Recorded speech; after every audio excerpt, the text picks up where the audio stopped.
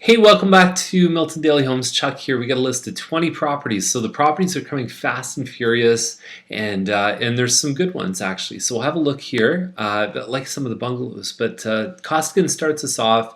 It's our listing actually. It's 1050 square feet plus about a 70 square foot balcony, hardwood floors, crown moldings. You've got a good looking dark kitchen with granite counters. It's got a really nice floor plan. The last model that sold in this building was an identical unit, a little bit higher up in the floors, up on the 6th floor, but it sold for 305. And so at 312.5, what you're getting is an extra second parking space plus a very similar unit with similar upgrades. So this one's been getting great response so far. It's a great listing. There's another one at Viva, unit 15, 319 is the price.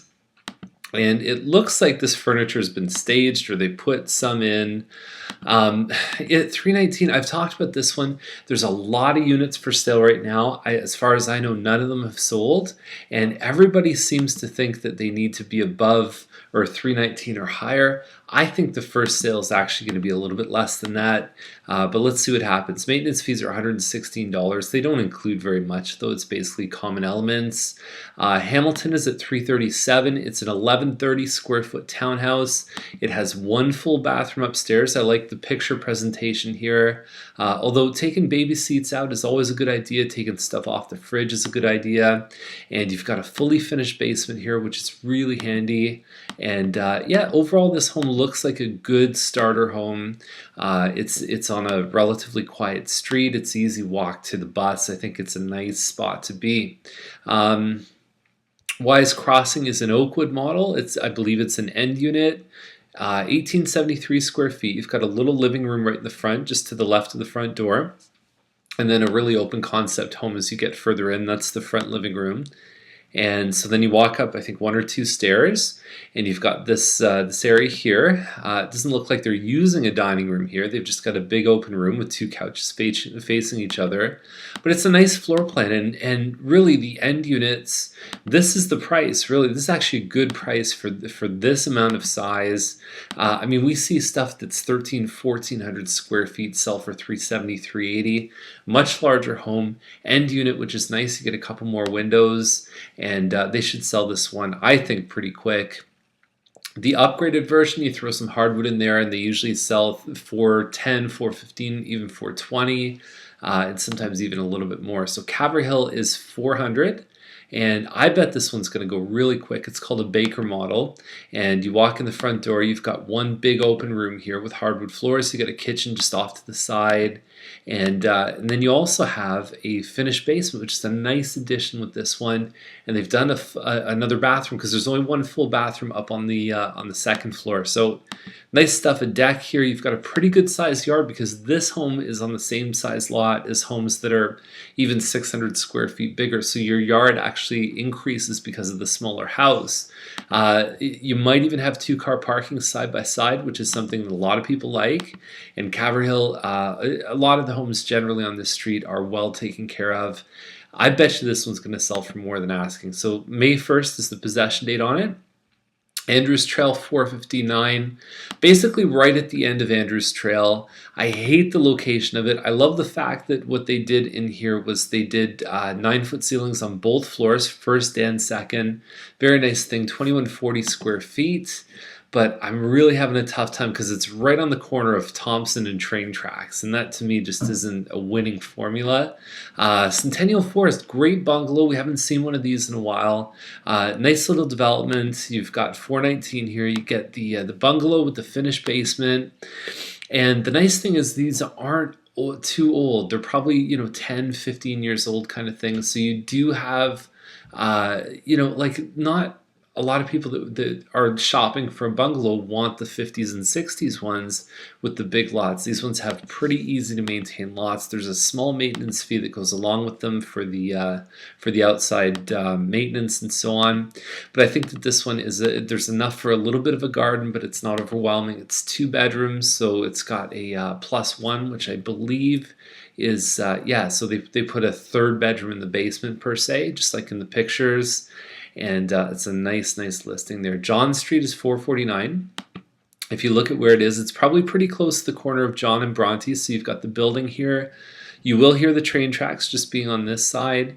And I know that there's sort of signs for rezoning and everything. So be really, really careful what's going on in this area. There's smaller homes. So most of them are sort of built between the 50s and the 70s.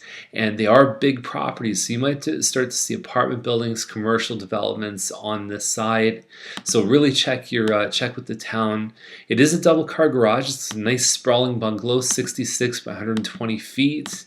And it looks like some pretty nice additions have been made to the property. You've got a good sized yard there. That's the building that you see right on the other side of Bronte. So it's on the north side of the street. It's only a 2-bedroom, which I think may dissuade some people. But it could be a really good opportunity. I think that's probably a good price for it. McDougall is at $469. It's in Newport, so it's 1750 square feet or so. Small dining room. You've got an open concept kitchen that opens up to the dining room. There's a breakfast area, and then you also have a family room, which is right here. It's actually a nice layout. It's a good double car garage. It's a good size. It's only 3 bedrooms, and I think $469 is an outstanding price. I mean, you compare. You can buy a home that's maybe 100 square feet bigger, but only a single car garage at this price point. This one's probably going to sell pretty quick too. There is a park on the north side of the street. It's on the south side, probably not too far away from this one. Dimont, here's a perfect example, 1835 square feet, but a single car garage. I would take McDougall in a heartbeat over this one. Front room, which comes in handy as a home office, and then you have a dining room. So the front room's just over here. The front door is there. Dining room, family room, plus a kitchen. That angle with the pantry makes the kitchen look small, but they've done a nice job with the cabinets and the backsplash. I like this floor plan a lot. I think the price is probably a little ambitious compared to what they've sold for, but these single garage detached homes have kind of been selling all over the place. There's no rhyme or reason to where they're actually selling, but that would be the high side of what I would consider based on all the sales. Kendall, this is kind of a weird one too, 509. It says it's a semi-detached, but it also says it's a Kingswood model. So if you go to Google and you type in Heathwood Kingswood, you're going to see it's a detached home. It's 2,300 square feet. I don't know what it is, to be honest. I'm trying to figure this one out, but wait for the photos. Maybe they're going to switch the information. Schreier is a little bit over 2,300 square feet. It's a single garage. And you can buy these homes, these sort of split level, similar sized homes. One on Tonelli sold for like $505 before Christmas. So, and that's a double car garage, same size. So I think these guys may be stretching. What they do have that Tonelli didn't have is a finished basement, which is a good thing.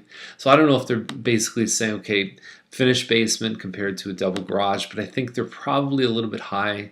That being said, we have seen this model sell pretty well up in the 500s before, and even homes of a similar size, 510, 520 without finished basement. So they might have an outside shot. Sinclair is 565. If you look at where it is, it's right on the corner of Alexander and Sinclair. You've got the park right here, which is good, but this is all being developed right now. So you're talking about the you've got 4-story condos here. You've got the live work ones over here. This isn't developed yet, but you gotta figure it's something high density there. So again, check the town of Milton, check your planning maps. The house itself's got a nice size yard, 55 by 104. A bit of a bleached hardwood, which I don't know if many people are going to love. I definitely agree with the description. It does have a bit of a European feel to it. Heavy window coverings, which I find make the rooms feel really small. It's actually not a bad price though, especially when you consider the finished basement too. There was the same model that was for sale on Featherstone last year, and I remember doing research for it, and I thought, you know what, this is probably a pretty good place with that finished basement for it, considering someone's probably going to have to come in and do a little bit of work to it. So Dalgleish is 589. I think this is like 2,200 square feet. It's not a huge house, but I'm not 100%. Don't quote me on that. Nice kitchen, nice finishes. For this size of home, though, I'd expect a little bit more square footage at 589. Norrington is 629. And we're talking about a 3,000 square foot home, brick and stone. You've got a nice floor plan here. You've got a separate home office, good looking kitchen. So this is a nice price point for a 3,000 square foot home for a buyer. And I think the winning formula here is they actually have a swimming pool as well. They've done their best that they can to show it, but it's this is the time of year where you can really scoop up a house with a swimming pool for a pretty good deal. So I like this one. That's Old Milton size, 56 by 103. That's a nice size piece of property. Big fan of this one. Cusick is around the same size, around 3,000 square feet. I think it's called a Coleridge model. You've got a stone and stucco outside. A little bit newer than the previous one. I like the finishes here. The complaint, my own personal complaint on this one is I don't find the kitchens very big. You can find bigger kitchens in 3,000 square foot homes, but it's been nicely finished here. Overall, I think that this one again is a pretty good deal. A lot of the 3,000 square foot homes are trying up around high 6s or 7s. They're just getting shot down. So it's a tough range. Over 600 in Milton is a real breaking point, I find, and it gets hard to find buyers. So you may be priced well, but you still have to hang around for a month or two to find the right person. So this is a perfect example. Hill Street, 3,300 square feet, 669. On paper, I think it's a very nice home. I think that the value's there compared to the size and everything else. The location, it's a great quiet street, walking distance to the Hawthorne Village Public School. There's nothing wrong with it. I don't find it sort of dazzles you, but it definitely is solid. It's been well kept. You've got some, it looks like some fruit trees in the back as well.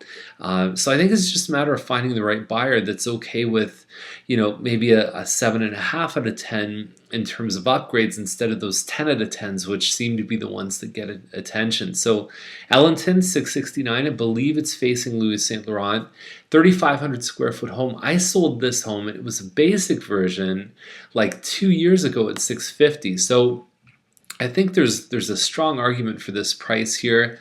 A little bit bigger than Hill, but the location isn't quite as good facing Louis St. Laurent. It's a great floor plan. Mattamy, this is one of their model homes, has a nice high ceiling in the breakfast area, kitchen overlooking a huge family room, and the bedrooms upstairs are huge. So that's the master with a full sitting area. It's almost 2 bedrooms combined in one, and you've got a 50 by 100 piece of land. So it is a nice size lot as well. So all in all, 669. Again, they're hitting pretty well. Scott is at 679. It's 3590. I'd take the previous two any day over this one. I think Scott's a much busier street to be on, and it gets hard to. You think it's hard to sell any home over 6? Try selling a home on Scott over 6. It's going to be a tricky one. So, anyways, there's nothing particularly wrong with it, but I don't think that it's really going to be an easy decision for a buyer to pick that one up. And then we've got this one on Guelph Line, about $2 million. And 73 acres with a 3,000 square foot house. It doesn't, not a lot of information. There's no pictures here. Where it is, it's on the west side of the street, and I think it kind of cuts like this. All I can tell you is that there was a sale to the region for a small tract of land right here. I'm not sure if it's a road allowance. This is just north of 10th Side Road. So what you may find is that Guelph Line continues to get busier over time. But anyways, that's where the property is. I really can't tell you much about it. I believe it was a relist. I think I saw this one before Christmas, and that's all we have for today. 20 listings. If you have any questions, let me know. Just email us, give us a call. If you want to join us for a tour of homes, there's a link you can click over there. We're going to be doing our next buyer class sometime in late January, and then we've also got the option to meet us at Starbucks and just talk about your plans. So have a great day. We'll see you tomorrow.